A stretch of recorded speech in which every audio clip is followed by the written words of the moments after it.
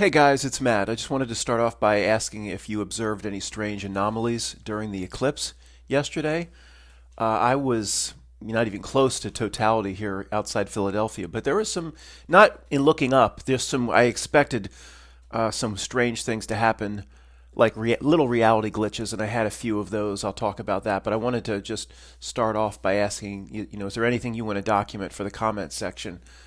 For example, I was watching this morning the Guy Fawkes channel, who observed this red dot he was apparently in the totality. Everyone around him observed this red dot in the eclipse. Of course, NASA and the experts on what this thing is claim it's called Bailey's beads.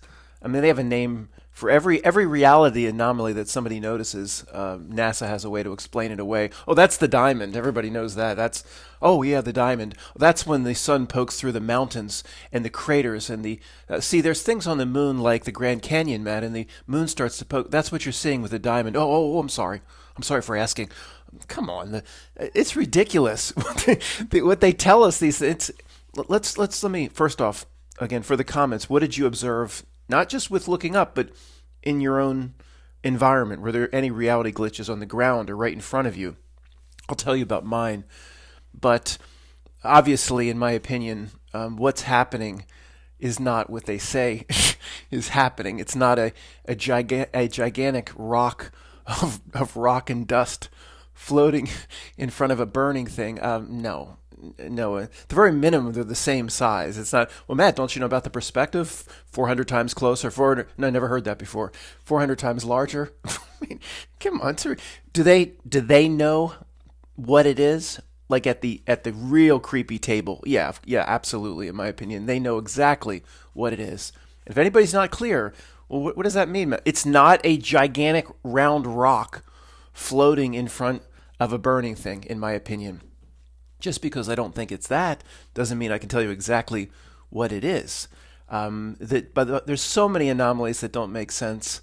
I mean, people just watch the news and listen to Stephen Hawking, and well, I guess they don't anymore. But is Brian, what's his name? Is he Cox or something from the UK? And Neil of the Grass Fed and Mitchell Pikachu. I mean, in terms of they just will tell you what's happening, and oh, that must be it. That's not what's happening. That doesn't mean I know what's happening. But there's a creepy table somewhere that knows what it is.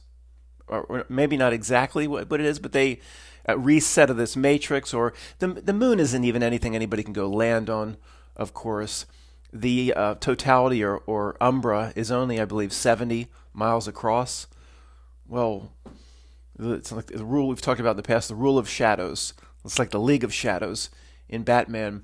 If the umbra or the totality is 70 miles across, then the moon is no more than 70 miles across. When the rule of or law of shadows, when something that's casting a shadow is pulled or taken farther from where that shadow is being cast, the shadow gets larger and the shadow gets a little blurrier. It's not as defined.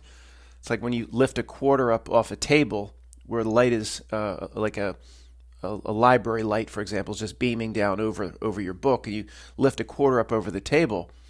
The shadow on the ground can never be smaller than the object casting the shadow.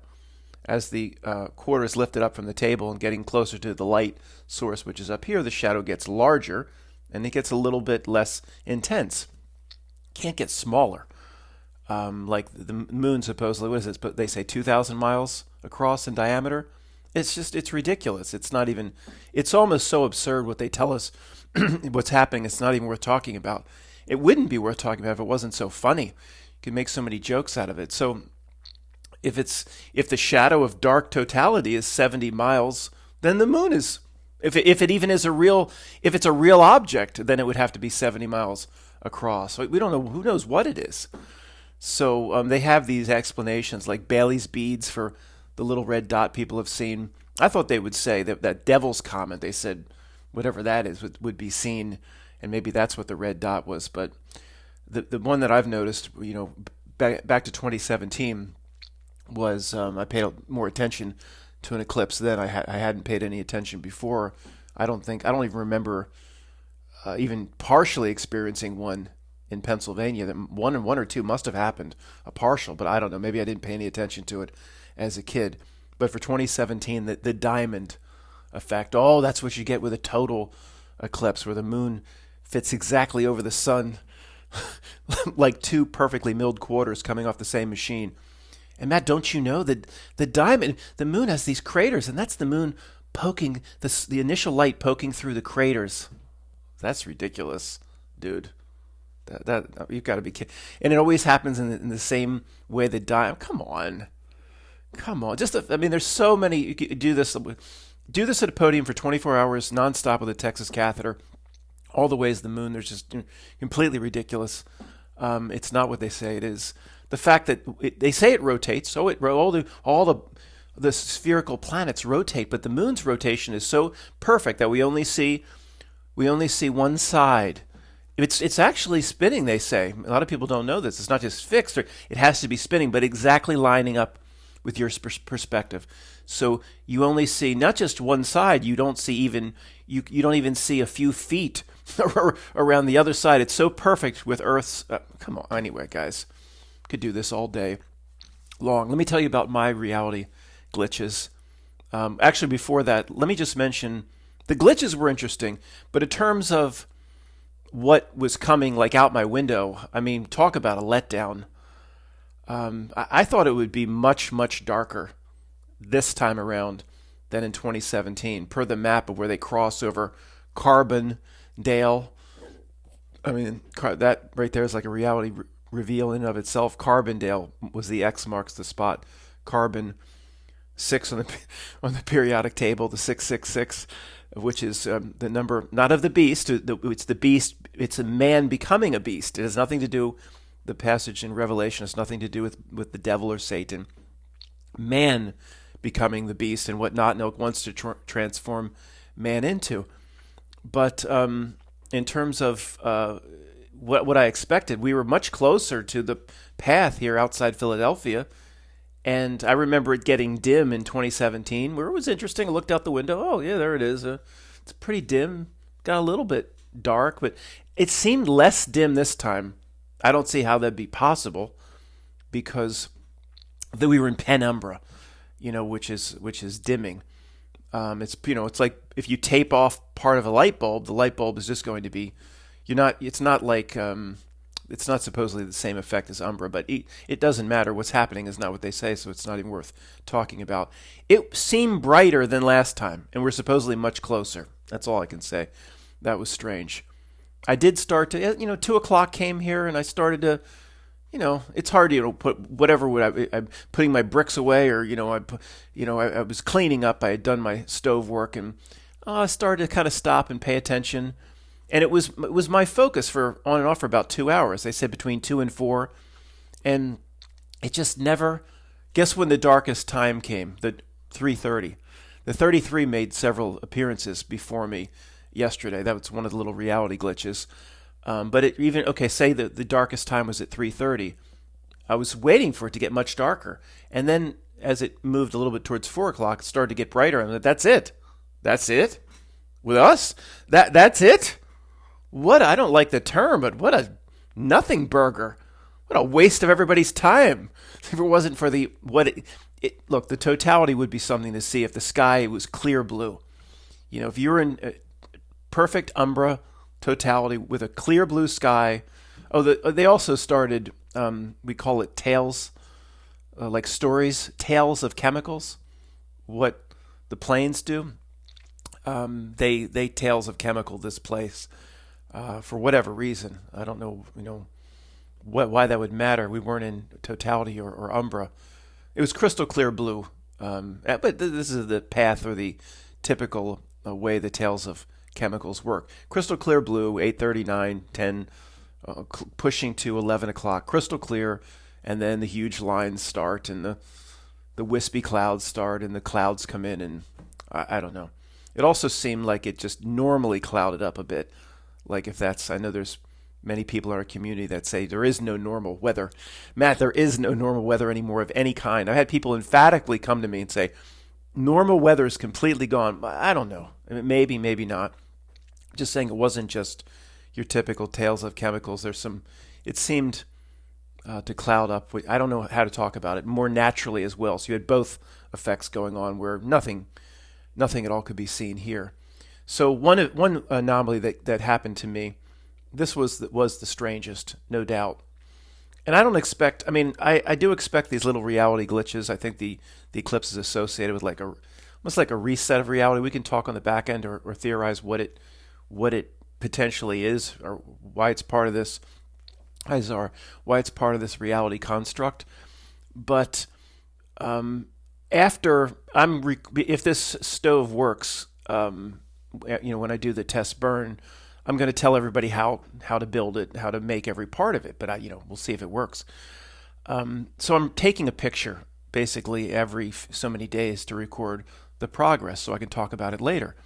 Well, I'm cleaning up, doing whatever I'm doing, and it's about 2:00, the time where they say in Philadelphia you should start. I didn't realize nothing basically would happen till 3. I thought it would be more of a slow process between 2 and 4. So I start paying attention just after 2:00. Okay, this is the time of the eclipse. I pull out my digital camera. It's just a Canon that's probably about 4 or 5 years old. And I go to take a picture of the stove to record my daily progress. And, for 15 years now, any video camera or digital camera, I don't know how to talk about the casing or the aperture closes, and you open, and it opens up. So there's something that protects the lens. And through multiple cameras, borrowing people's cameras, Pam's stuff, my 2 video cameras I've had over the last 15 years, not one has ever stuck. I mean, never. In thousands of times of opening and closing cameras. And I'm done cleaning up stove stuff. Here comes, it's time to pay attention to the eclipse. I go to take a picture of the stove, and there's this little slit. I can see the stove, but it's black on both sides. So, what the hell? What the hell? The aperture, I don't know how to talk about it. It didn't open all the way. It just got stuck. So that's basically what happens with the eclipse. So Matt, your camera eclipsed. Basically, yeah. Look, is this the end all be all of reality breakdowns? Like, did I just experience the end of the 13th floor? No, but it was interesting.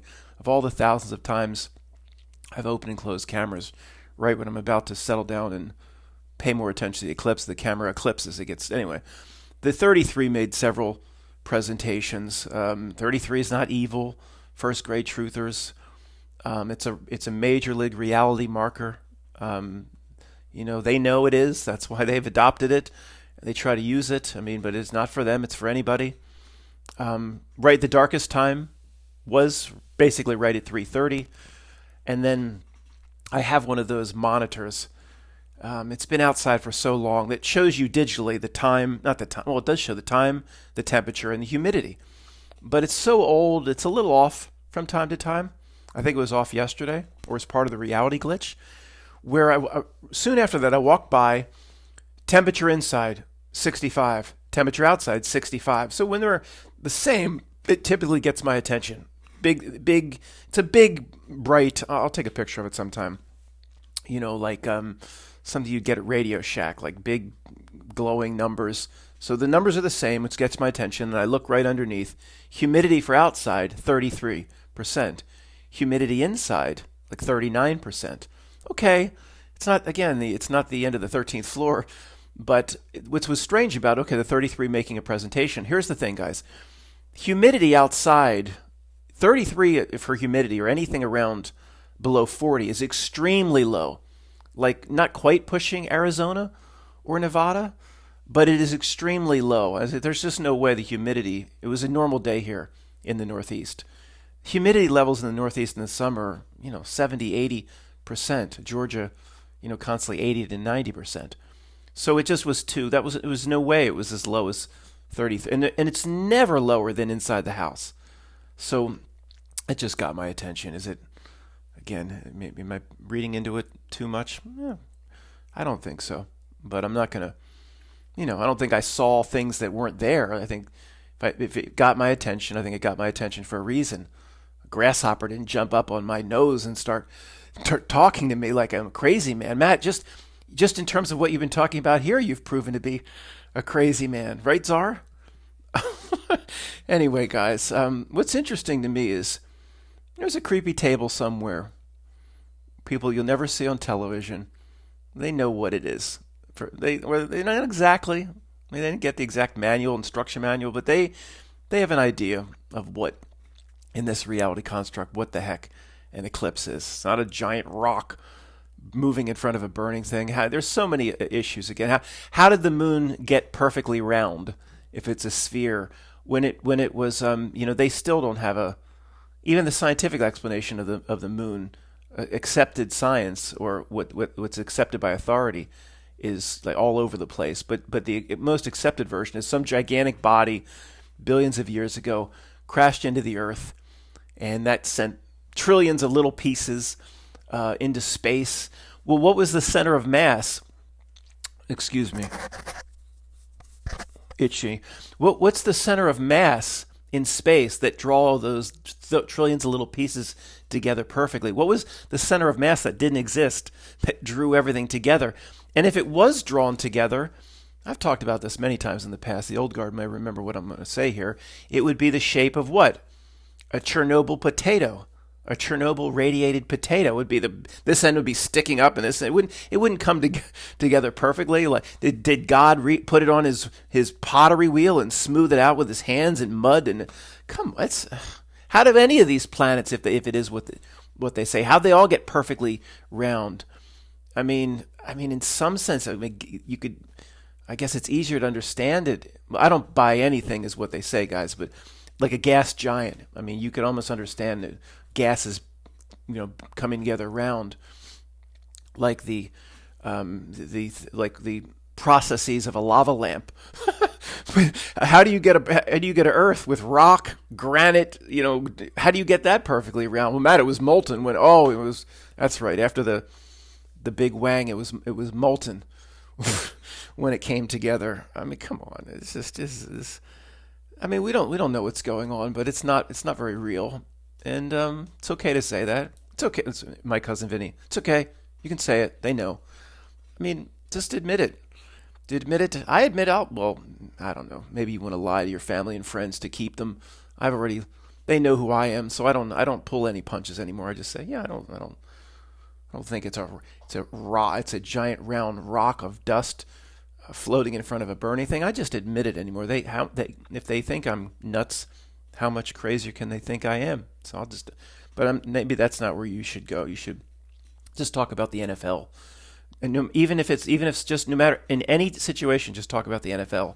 Even during the eclipse yesterday, if you were with family or certain best friends and they're trying to tell you about the eclipse, just say, "Did you hear the Eagles traded for a running back?" Just keep imposing the NFL into the conversation, and they'll think you're as normal as right as rain. All right, guys, is there anything else I wanted to talk about? I'm sure there is. I'm going to pause and just collect my thoughts here. The title of the old-fashioned radio show on Saturday was something like last old-fashioned radio show before the eclipse comes and the devil's comet comes and all of civilization ends. And somebody commented underneath that video saying something like, "Well, Matt, you're backtracking. You clearly came out and said there's nothing to worry about. It's no big deal. Then look at the scare tactics in the." Obviously, the title wasn't real. I was joking. I mean, anyway, I think even this person must have realized that. Anyway, yeah, as I said, what's going to happen? Nothing. Absolutely nothing. And in terms of, I expect it to get darker. And I hate that word, nothing. Is that even a term, nothing burger? I said it out loud. So what a damn nothing burger. It's a waste of my time out here with little glitches like the camera thing and things like that. But, guys, what else did I want to mention about the eclipse? Well, the big thing we need to talk about, okay, to me, what is the eclipse? It's to me, in one sentence, it's just a reminder, this reality's reminder, that to not take it too seriously. It's not very real. There's a whole host of things going on here that are outside our comprehension or just can't be explained. I think it's a reminder for real people. I think it's always been that. If somebody bowed down before it in the year 1400 and God is giving us a message, well, that's kind of the same thing. It's to lift you out of your shell and remind you that you're bigger than this place, or if you're just working in the field for 20 years, you might think a certain thing about life and about yourself or your body and who you are or who you're not spiritually. You're 1400, you're working the fields, and then that eclipse comes, the total eclipse, and it hopefully changes your perspective, saying, okay, at the very minimum, bowing down, oh, God's doing this, that still changes your perspective on who or what you are. It's just a reminder. In a way, if there's anything functional about it, if I had to pick what is its function, which I have no idea. I mean, I'm tired of all this. People are trying to explain it like Rahu and Kehu, and come on, stop it with that bull crap. It's just a reminder. I was going to say, if it has a function, it's like a reality reset, like the way the anomaly, the integral anomaly, was returned to the matrix or something in Matrix 1 through 4, and everything went a little strange, and the black cat reformed, and then the matrix continued. Something, if it has a purpose, it's something like that. To readjust the lens or something, or to clean the lens on this projection. Who knows? It doesn't matter.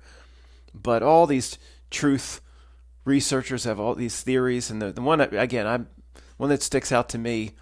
Okay, the black sun and the Rahu. Okay, even if that's right, like, you'll never truly understand it.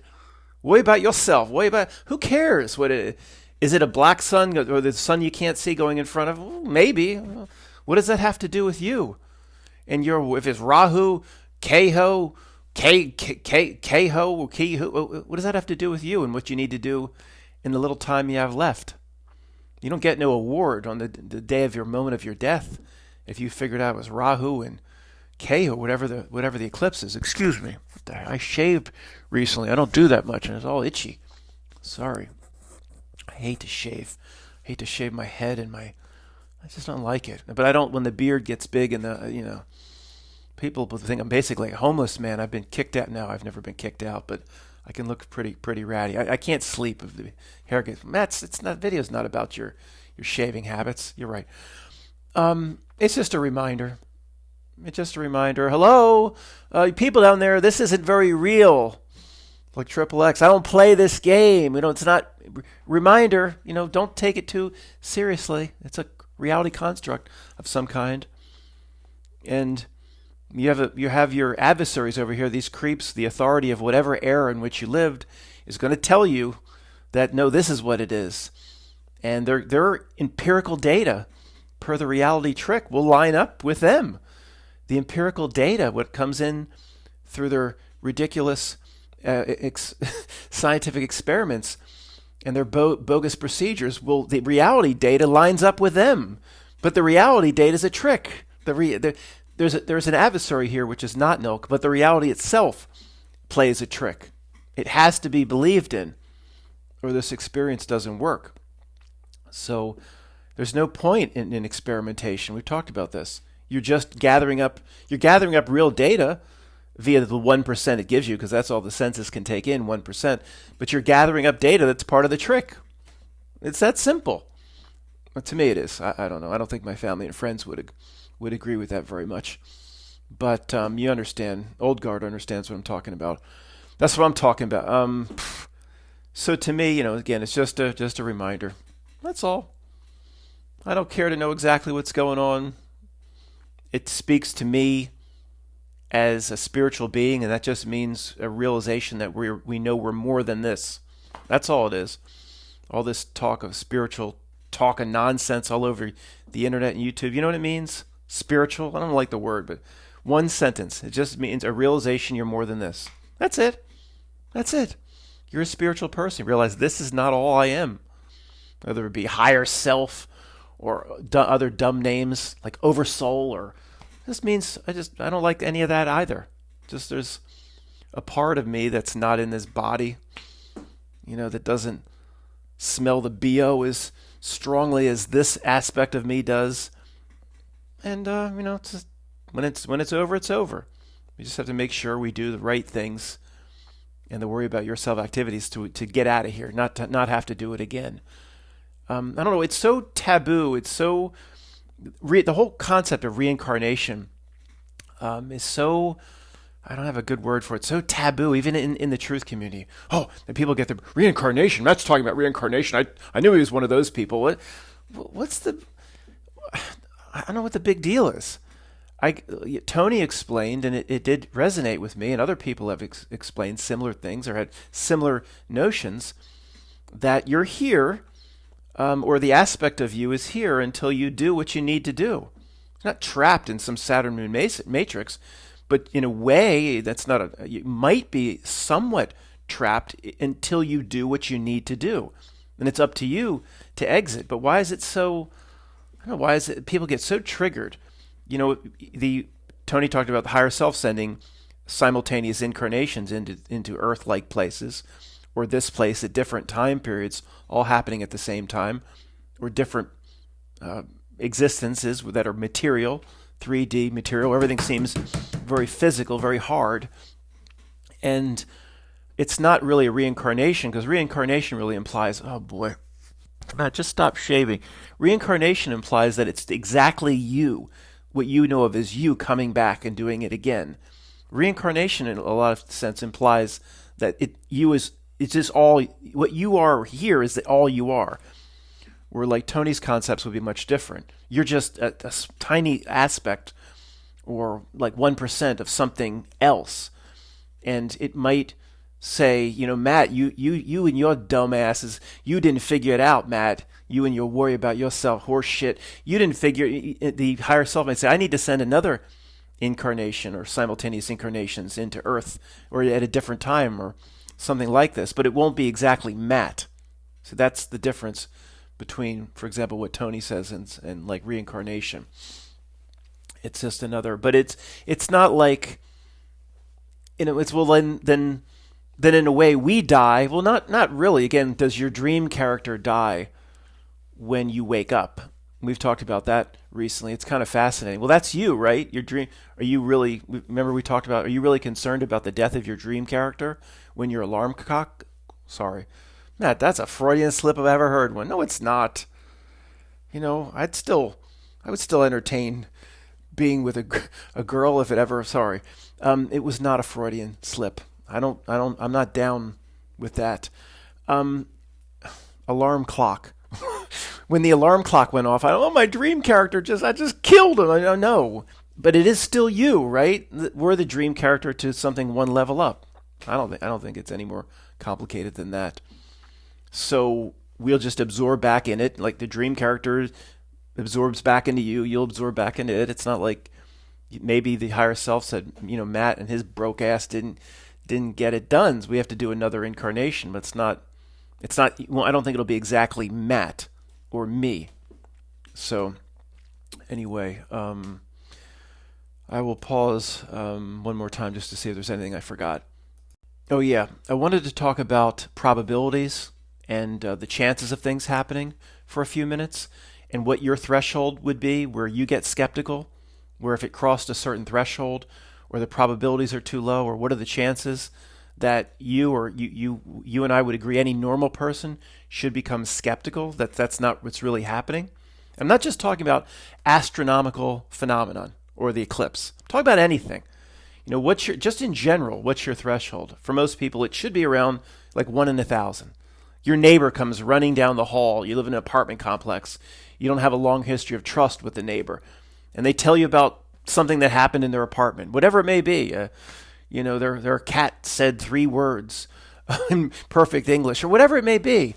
And if the chances are over 1 in 1,000, unless you have decades of trust built up with the person, that overrides. I have trust built up with Greg, for example, and he's told me some strange things about the Wizard of Oz changing right before his eyes, and some other weird things have happened to him. And I just trust it. I know his interpretation might not be exactly correct on certain things. Not the Mandela effect. That is what happened to him. I believe he's 100% accurate in his description. He's had some other things he's told me about. I will believe him. It's not like, even though it's a remote chance, I'm going to say, because we have a history of trust. But if your neighbor comes running up the hall, okay, for most people, it's about 1 in 1,000, say, for whatever it may be. Now, the eclipse by itself pushes, in terms of what science says it is, pushes 1 in a trillion. And if you combine I keep saying astronomical phenomenon. Combine a few, it pushes 1 in trillions. For example, just starting with the fact that what a coincidence, the moon is 400 times smaller than the sun, and from our perspective, one fits exactly on top of the other. But then it's a whole host of things. You have to stack the probabilities on top of each other. There wouldn't even be an eclipse if everything isn't going around on the ecliptic, basically at the same plane, give or take. Guys, just go with the scientific explanations. Humor me for a minute. I have some issues with all this, as you do, but I have to present it a certain way. Everything, the ecliptic by itself, everything goes around the Ferris wheel. No, that's the carousel the same way, in the same direction. Well, that by itself would be 1 in billions if the Big Bang is what they say. If in the ultimate display of entropy in the known universe, and this giant explosion, everything going in different directions, well, how is everything what they call Jupiter, whatever they call Neptune, or the Earth, how is it going around the carousel in the same direction? In a carousel, it has to be that way. You'd have the plastic horses would be smashing into each other. Thing wouldn't be functional very long on the Wildwood Boardwalk. But what they call planets, and also the ecliptic, why they go around flat, like a record. I mean, the ecliptic, it's basically flat. Matt, it's certain degrees off. Oh, sorry. If it's an explosion from space, the Big Bang, then you'd have the sun, you'd have Mercury would be doing this in different directions, and things would be, maybe once every 10 years, a planet would smash into each other. Woo! What just happened up there? It would be going all over the place. And it wouldn't be on a level plane going in the, anyway. So you take the probability of that, the probability that, the moon's 400 times smaller. You get into 1 in trillions very quickly. Now, most people can't comprehend how large the number 1 trillion is without some ridiculous examples. Like, here's a 5-gallon, Home Depot bucket of sand. And you'd say there's so many grains of sand, or just marbles, or whatever, rocks, gravel. How many buckets would you need of gravel to have 1 trillion pieces? And people just have no idea. They would say, you'd need 100 of these buckets full would be close to 1 trillion. No, it would be like a line of buckets from here to Florida. I mean, it's that large. So you just can't wrap your head around it.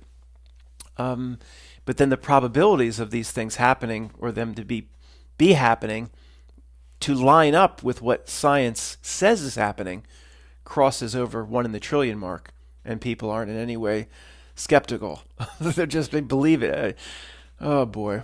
1 in trillions. No, typically for most things, if it's more than 1 in 1,000, you probably are a little skeptical.